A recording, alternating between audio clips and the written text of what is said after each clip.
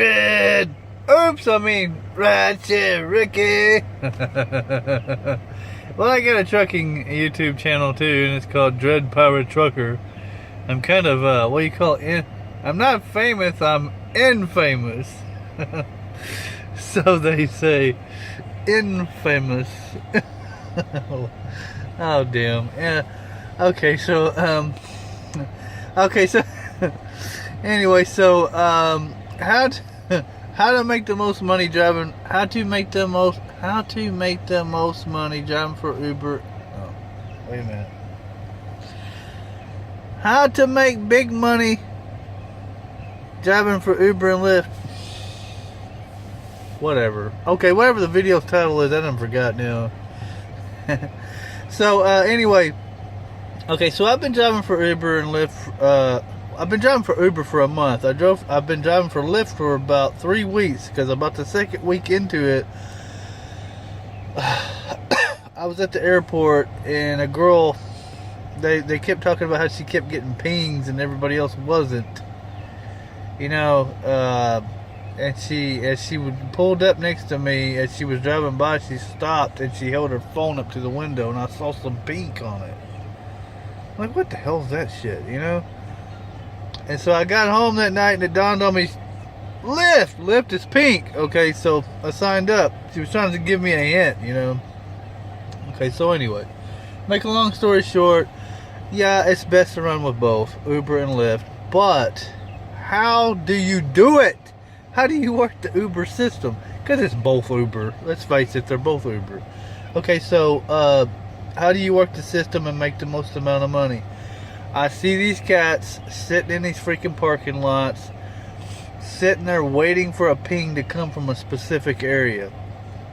Get this. You're sitting in a parking lot. Let's, as an example, let's say you're sitting in a parking lot at a Walmart in your town. Okay? And let's say there's another Uber driver sitting up the road. You're all sitting. Where is your freaking ping gonna come from? Let's say if you're sitting in front of a strip mall and there's 5 bars in that freaking strip mall. Where's your ping gonna come from? Specifically that location, right? That area. It has to come from specifically that area, because there's other drivers sitting in other parking lots down the road from you, over from you, all around you. Okay. But let's say an intelligent driver. Oh, I don't mean to call people not intelligent. I don't want to say they're not intelligent. But let's say another driver has a route that he drives. And let's say he passes through when that ping comes in and he gets the freaking rider. Okay, so you're gonna sit there a while, right? And that driver's gonna get all the pings that night. Okay, well, anyway. So anyway, alright. So, okay. Understanding how the interstate system works. Okay, so anywhere in the country, any city in the country, major city, you got let's just an example, Little Rock, Arkansas, but every major city has the same basic design, in which there is a loop that goes around the city. A loop. Okay, in Little Rock, Arkansas, where I live, the loop is, and this is not going to hurt me, because if everybody would do what I'm saying, everything would be fair for everyone. No, okay, no, wait a minute. No, go sit in them damn parking lots if you want to. No, I gotta be nice and kind and fair. Okay, no, if everybody would do this, and I learned this from trucking and from the postal service and everything else, maximize efficiency. Guys, if you drive the loop around the city, you're gonna get the pings. Alright, in Little Rock, Arkansas, the loops are 430 and 630. I-430, and then down to I-630, down to, 30 or whatever, connecting back to 40 and 430 and 630, because you got to understand your loops or your spurs are connecting you to a freeway. Okay, and in Little Rock, 440 would be connecting you to 40, 430 and 630 are connecting you to 30. Okay, so you can drive 440 and get, I've done it. I've drove 440 around Little Rock and got pings. Okay, but anyway, you gotta look at a map. Look at a map and look how the freeway system is designed, and look for the ones that go around the city.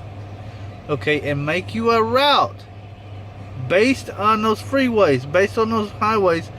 Make you a route that goes around that freaking city, because if you stay moving like that, you're not only are you covering the high population areas, I mean you're passing by all of them, but your pings are going to be back to back. Okay, your pings are going to be back to back because you're covering every area. I cannot drive this loop around Little Rock a whole time without getting a ping. I've not been able to do it yet, because I start that loop and I hit 40 to give, just as an example. Look at it on the map. Look at it on the map. You understand what I'm saying? If I hit I-40 going toward Fort Smith, but actually I'm going toward 430 because I'm going to take the 430 exit, I a lot of times can't make it that far before I get a ping, and I pick somebody up, run them somewhere, and I go right back to that freaking loop again. Start right back to the loop again. Okay, and then on 430, I hit 430 south going toward I-30, and I won't be on 430 long. Ping, you know, pick up another passenger, take them wherever they're going, then right back to 430 south, 430 south, down towards trying to get to 630 to make the loop. Ping, get another ping on Cantrell or whatever. Okay, and then run them wherever they're going, go right back to 430, trying to make it to 630, you know, and then take 630 down, ping. You're gonna get pings coming from other places in the city, and so all night you're working that little loop and getting pings all around that loop. It works everywhere, in every freaking city, man. It works in every city. Dallas, you've got, what in the hell is it you got in Dallas? Oh, it's been a while since I've been there now, and my memory's not what it used to be. But you get the loops around Dallas. You got loops around every freaking city, because they create these loops around the city for the big trucks to go. Because they don't want them going inside the city unless they absolutely have to deliver. Okay, they want them big trucks going around the city, you know. So,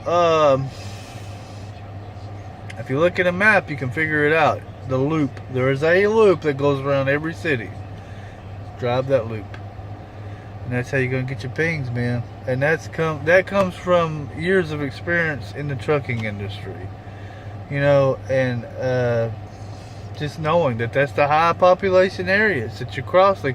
You're passing all the high population areas. That's why they designed the freeway like that. They created the loop to pass by all the high population areas, so they have easy access onto that loop, so they can get the freeway to get the hell out of there. Okay, so anyway, so that's how you do it, man. You can't just sit. Now, if you're freaking broke, if you're broke and you ain't got no gas money, I guess you gotta sit, right? But try this what I'm telling you. If you're an Uber driver, try what I'm telling you, and you're gonna see it work, and you're gonna say, that damn guy's right. Yeah. And $200 a night in Little Rock. Little Rock's not that big a market yet. We just hit Little Rock with Uber and a Lyft not too long ago, and I've already been able to clear $200 a night doing this shit. If I can do that, then you guys can too, man. It's not a big freaking deal. It's not hard to do. But remember the loops around the freaking city. It don't matter what city you live in America. There's a loop Eisenhower designed them all the same way. There's a loop that goes around them. Find that loop and drive it, and you will make the money. In some places you're gonna make twice as much as we're making here, but in Little Rock, if you're not making $200 a night, you're really doing something wrong, man. And also, okay, now we don't want to leave this off the table. The thing about developing your own territory. I have found some towns where there are no Uber drivers. And I can drive there during work hours. Like when people are leaving work, drive there during work hours, or early morning or in the evening.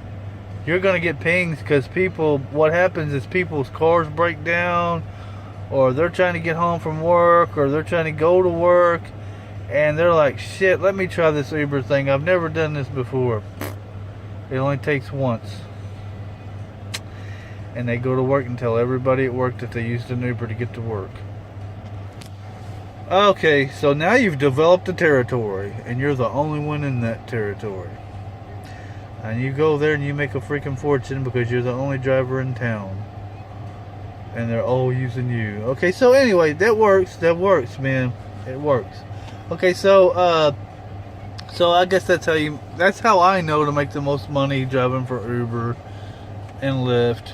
Is you've got to stay moving, or, okay, let me give you an example. Sam Walton said there's 3 kinds of people in this world. Those who make things happen, those who let things happen, and those who don't know what's happening. Okay, so which are you? You got to be the kind that makes things happen. You got to get out there and take the initiative and make it happen. You got to create a route that benefits you. That makes money. If you create a good route, you're going to make the money, man. It's going to be back to back. There's not going to be any sitting in parking lots waiting for a ping. Because you're not going to have one person dropped off before you get the next ping. Your pings are going to come back to back is what I'm saying.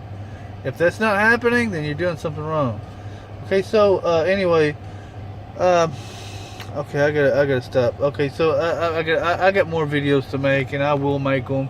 So guys, if you'll stay tuned, I will keep you posted. Thanks for watching Rideshare Rookie.